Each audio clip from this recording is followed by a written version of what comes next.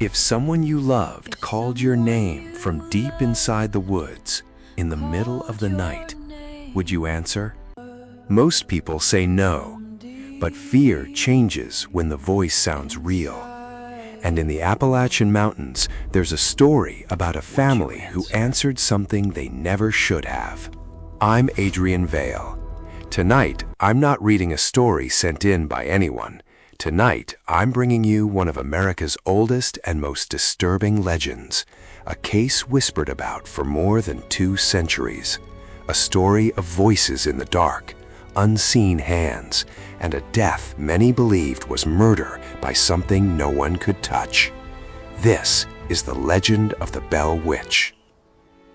The Appalachian Mountains stretch across the eastern United States like an ancient spine, older than bones, older than memory.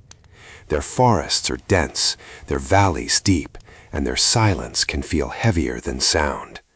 Locals have always shared warnings about these mountains. Don't whistle at night, don't follow voices in the trees, and if something feels wrong, leave. In the early 1800s, near what is now Adams, Tennessee, lived a respected farmer named John Bell. He had land. He had family. He had status. To neighbors, the Bells were ordinary people living an ordinary frontier life. Long days in the fields, evenings by candlelight, children growing up between forest and farmland. Nothing about them suggested they would become part of American legend.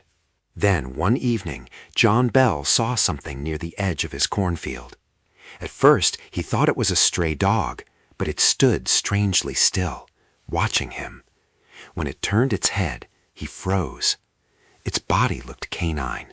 Its face looked like a rabbit. Wrong in every possible way. John raised his rifle and fired. The blast echoed through the land. The creature ran into the brush and vanished. No cry, no trail, no blood. Just gone. He tried to dismiss it. A trick of dusk, an injured animal, a tired mind. But after that night, peace left the Bell house. It started softly, tapping on the walls after sunset, a scratch near the door, 3 knocks from an empty room. Then silence. The family searched outside. Nothing. The next night it returned, this time louder.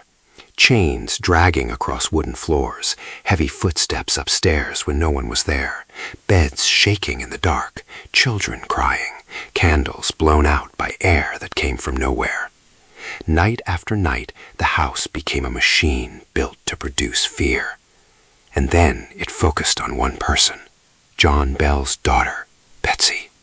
She would wake screaming as invisible hands yanked her hair, her blankets ripped away. Pins jabbed into her skin, slaps landing across her face while the room remained empty. Imagine hearing your child scream from the next room, running in, throwing open the door, and finding nothing there. No intruder, no broken window, no footsteps leaving, only your daughter trembling in bed. The Bells were not fools. They tried practical answers first. Rodents, pranksters, enemies, wind. But no explanation could account for what happened in full view of witnesses.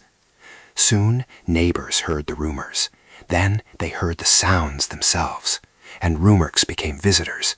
People came to the Bell home expecting tricks. Many left pale, because the disturbances did not stop when guests arrived. Some said the unseen force pulled blankets in front of everyone. Others heard growling in corners where nothing stood. Then the haunting crossed a line no one expected. It spoke. At first, the voice was faint, a whisper behind the wall, a murmur near the fireplace. Then it became clear, female, sharp, intelligent, aware. It answered questions. It interrupted prayers. It mocked people by name. And when asked who it was, the voice replied, "My name is Kate." From that moment on, the thing tormenting the Bell family became known simply as Kate, or what history would remember as the Bell Witch. The voice claimed it had come for John Bell, to punish him. But punish him for what? That depends on who tells the story. Some said John Bell cheated a local woman named Kate Batts in a land dispute. Others claimed there had been insults, bitterness, old grudges. Some believed the woman cursed Bell before dying. No one can prove it. But once the name Kate entered the story, the legend hardened into something larger than rumor. And the strangest part? The voice knew things it shouldn't have known. Private arguments between husband and wife, secrets shared in whispers, conversations held miles away. Visitors tested it. They asked questions only they knew. Sometimes the answers came back instantly, correct. Imagine sitting in a stranger's farmhouse and hearing a voice from nowhere reveal something you never told anyone. Word spread across Tennessee like wildfire. People traveled for miles just to witness the haunting. Some came curious, some came skeptical, some came hoping to expose a fraud. Instead, many added fuel to the story. They claimed the voice sang hymns, quoted scripture, laughed at guests, insulted liars, embarrassed proud men in front of crowds. Even years later, the details varied, but one thing stayed consistent. People left believing something happened there. Then came the most famous visitor of all. According to legend, Andrew Jackson, long before or around the era he became president, heard of the Bell Witch and decided to investigate. Depending on the version, Jackson arrived with companions and a wagon. Before reaching the property, the wagon supposedly stopped dead. The horses strained. The wheels would not move. Then a voice rang out from the woods. It told them they could proceed. Only then did the wagon move again. True or not, the story became inseparable from the legend, and Jackson was later quoted in folklore as saying, "I would rather fight the British than fight the Bell Witch." Maybe he said it, maybe he didn't, but by then facts and fear were tangled together, and for John Bell, things were getting worse. He began suffering spells, facial twitching, difficulty swallowing, sudden weakness, pain that doctors of the time could not explain. Today, historians point out there may have been medical causes: natural illness, neurological disease, poisoning, stress. But in that house, every symptom fed the haunting. The voice taunted him during his worst moments, sometimes cursing him, sometimes laughing, sometimes promising he would not recover. Then came the morning that sealed the legend forever. John Bell was found unresponsive. His regular medicine was missing. In its place sat a small vial containing a dark liquid no one recognized. The family was horrified. Then the voice spoke, calmly, mockingly.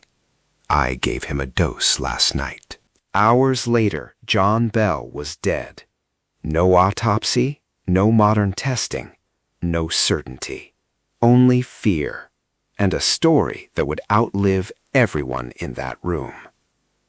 After his death, reports say the disturbances lessened, then returned at times, especially around Betsy Bell. The entity allegedly interfered with her engagement, driving one fiancé away before eventually fading. Or so they hoped. Because legends never really fade. They mutate, they survive, they wait for the next generation to tell them again. Today, the Bell Witch story remains one of America's most famous haunting cases.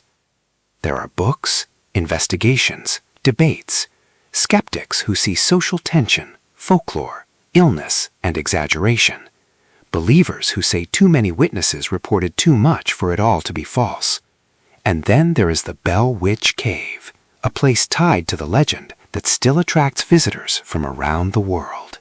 Some go for history. Some go for thrills. Some leave early.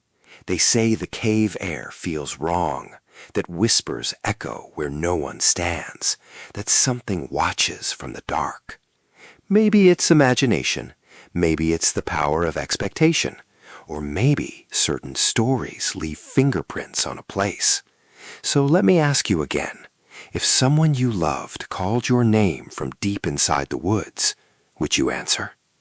I'm Adrian Vale, and this was The Bell Witch. Subscribe to Urban Fear Files for more true legends, dark history, and stories that refuse to stay buried.